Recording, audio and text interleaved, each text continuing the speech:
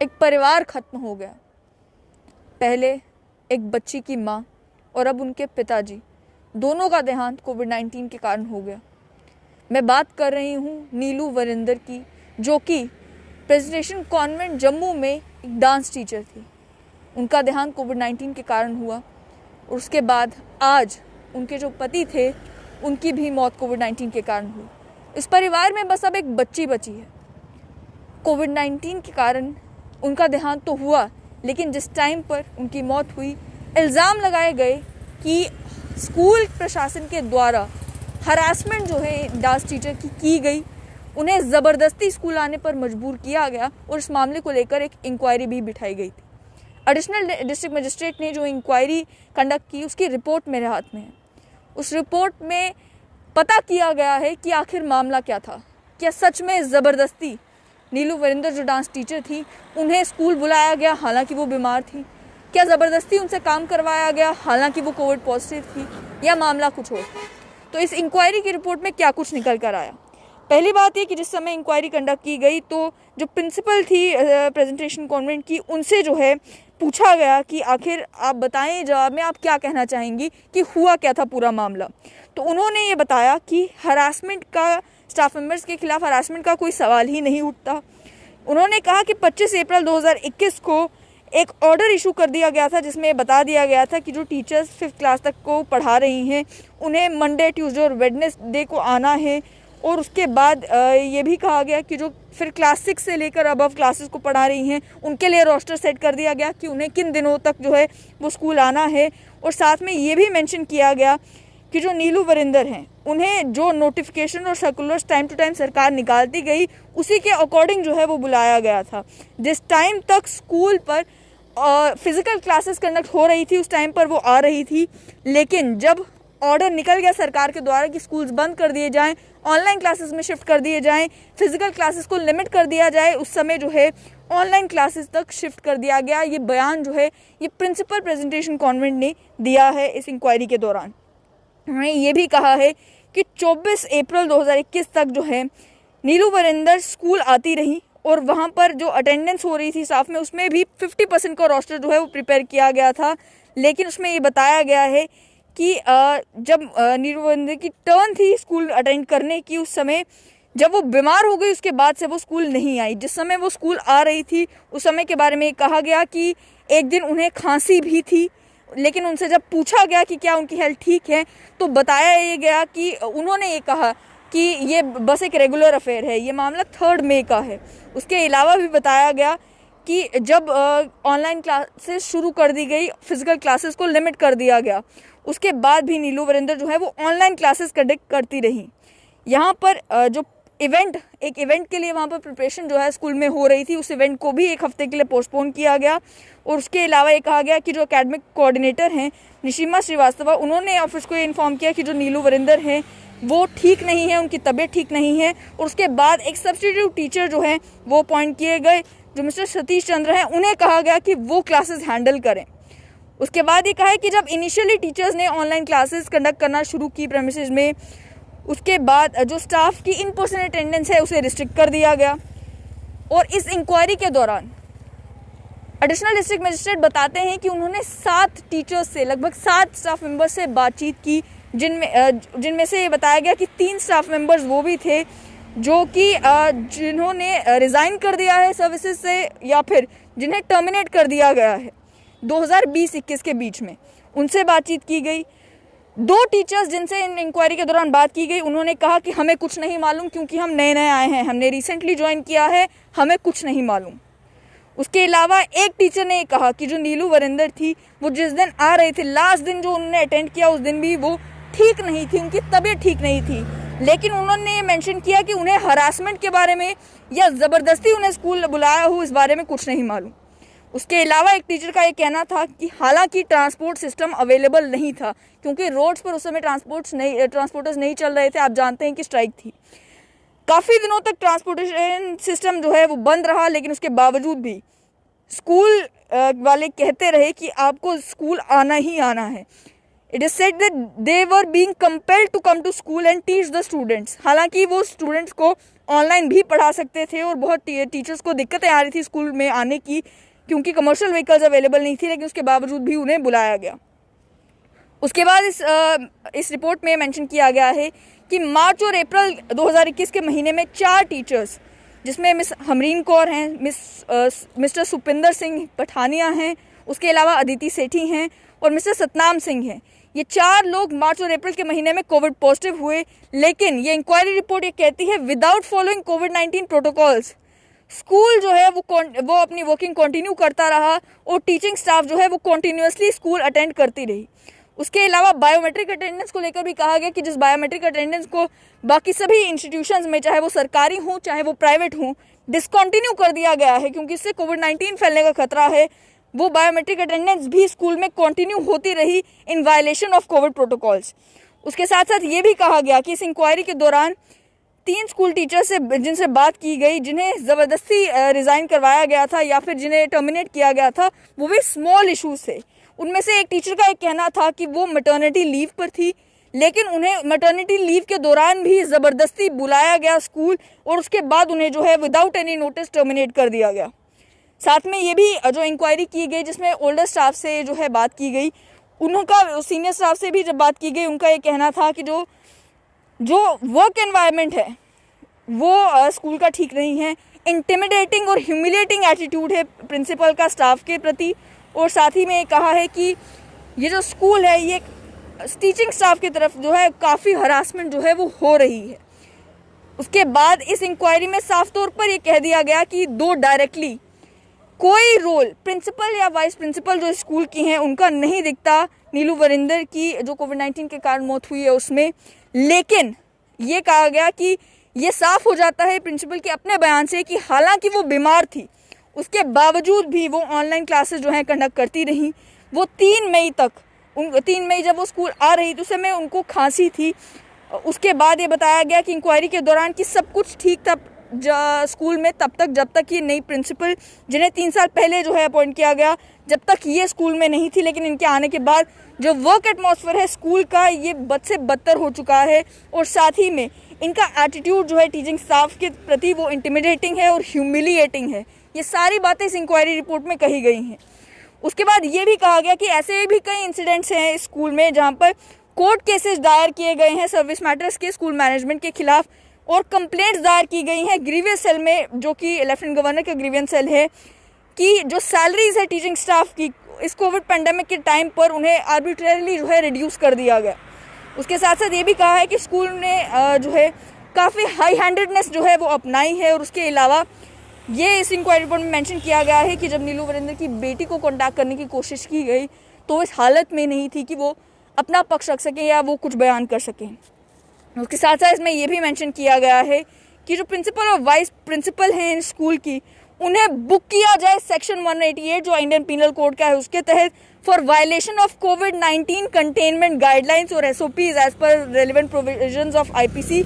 और साथ ही में जो इंटिमिडेशन और ह्यूमिलेटिंग ट्रीटमेंट है सीनियर और ओल्ड स्टाफ का स्कूल के प्रति और कैजुअली एजुकेशन इंस्टीट्यूशन को रन करना, हालांकि कोविड-19 के प्रोटोकॉल्स को फॉलो नहीं किया जा रहा था, उसके लिए कहा है कि रेलिवेंट प्रोविजंस के तहत जो है प्रिंसिपल वाइस प्रिंसिपल को बुक किया जाए। साथ साथ में ये भी मेंशन किया गया है कि मैटर जो हाई अथॉरिटीज़ हैं उनसे टेकअप किया जाए ताकि जो प्रिंसिपल और वाइस प्रिंसिपल हैं उन्हें रिमूव किया जा सके, ताकि जो वर्क एनवायरनमेंट स्कूल में है उसमें कुछ सुधार आए। तो ये वो इंक्वायरी रिपोर्ट है जिसमें इंक्वायरी किया जा रहा था कि क्या जो स्कूल का प्रशासन है वो रिस्पॉन्सिबल है नीलू वरिंदर की मौत के लिए। मेरे साथ हैं स्ट्रेट लाइन के मैनेजिंग एडिटर सैयद जुनैद हाशमी। ये रिपोर्ट सुनकर आप क्या कहेंगे कि इस इंक्वायरी रिपोर्ट से आपको क्या समझ में आता है? सबसे पहले सबसे इम्पोर्टेंट इसमें ये है कि ये एक सरकारी बाबू की बनाई हुई रिपोर्ट है और इस रिपोर्ट में उन्होंने पूरी रिपोर्ट को जब आप पढ़ते हैं तो आपको लगता है कि प्रिंसिपल को एक तरह से क्लीन चिट दिया है। नंबर 2 चीज़ कि टीचर्स के बयान,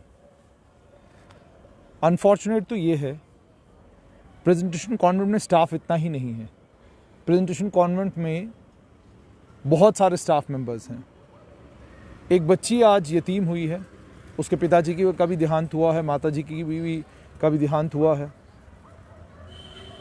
उस बच्ची पर भी दया या उस बच्ची को देखकर भी प्रेजेंटेशन कॉन्वेंट के उस स्टाफ को, जो प्रेजेंटेशन कॉन्वेंट में काम करता है, ये नहीं लगता कि उन्हें इस मामले में इंटरवीन करना चाहिए, उन्हें सामने आना चाहिए।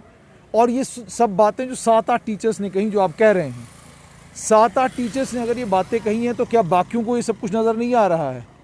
और उसके बाद जो लोग स्कूल से रिज़ाइन करके चले गए हैं, स्कूल से रिज़ाइन करके जो लोग भी गए हैं, वो कोई भी बयान पुलिस के सामने देंगे, एडमिनिस्ट्रेशन के सामने देंगे, उस बयान की कितनी अहमियत है वो तो कोर्ट में जाकर पता चलेगा। लेकिन सबसे इम्पॉर्टेंट इसमें ये है, सबसे इम्पॉर्टेंट वो ये है कि क्या प्रेजेंटेशन कॉन्वेंट में स्टाफ मेंबर्स सिर्फ दूसरे के कान में बात डालकर प्रशासन के सामने लाने में इंटरेस्टेड हैं ताकि उनकी अपनी नौकरी प्रेजेंटेशन कॉन्वेंट में बची रहे, या उनको वाकई ये लगता है कि 3 साल से जो प्रिंसिपल आई है वो ठीक तरीके से स्कूल को नहीं चला रही है, ठीक तरीके से स्कूल की मैनेजमेंट नहीं कर रही है, वो स्कूल चलाने के काबिल नहीं है। अगर उनको लगता है तो वो लोग लिखित रूप में ये सारी बातें तो एडमिनिस्ट्रेशन को दे सकते थे।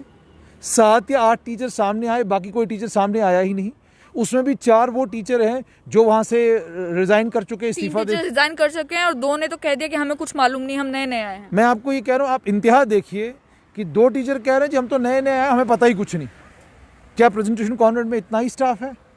प्रेजेंटेशन कॉन्वेंट में इस स्टाफ के अलावा कोई स्टाफ नहीं है। अनफॉर्चुनेट ये है, इसकी अब ट्रेजेडी की इंतहा ये है कि ये इतना बड़ा ट्रेजिक लॉस है एक बच्ची का, उसकी माताजी का देहांत हुआ है, उसके पिताजी का देहांत हुआ है। आपने कोविड नॉर्म्स को वायलेट करते हुए सब कुछ किया है। पत्रकार कोविड नॉर्म्स को वायलेट करे, उछल उछल के डिस्ट्रिक्ट एडमिनिस्ट्रेशन के लोग उछल उछल के एक दूसरे के ऊपर आ जाते हैं कि जनाब फलां जर्नलिस्टों ने फलां जगह कोविड नॉर्म्स को वायलेट किया, जनाब मैंने FIR लगाई, जनाब मैंने ये किया, जनाब मैंने वो किया, मैंने बता दिया मीडिया वालों को। यार जहाँ आप लोगों को काम करना होता है वहाँ आपसे नहीं होता है।